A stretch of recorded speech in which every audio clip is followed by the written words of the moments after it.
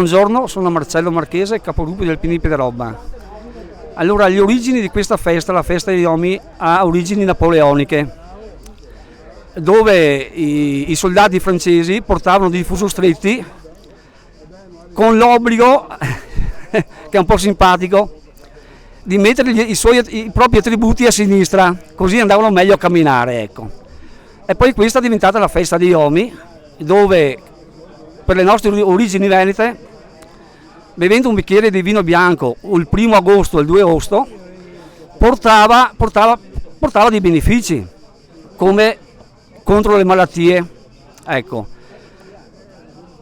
Il gruppo Alpini di Piederobba è da più di 20 anni che porta avanti questa bella tradizione.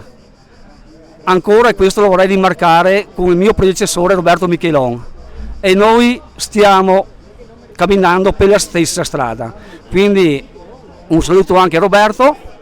Due parole così sulla festa della famiglia alpina che sì. domenica, cos'è? Allora, noi ogni anno, la prima domenica di agosto, facciamo la festa della famiglia alpina su Monfenera, dove con una santa messa, con la presenza anche della banda musicale di Piederobba, che è sempre vicina agli alpini, ricordiamo sia i nostri alpini andati avanti e anche ricordiamo tutti i caduti della prima guerra mondiale.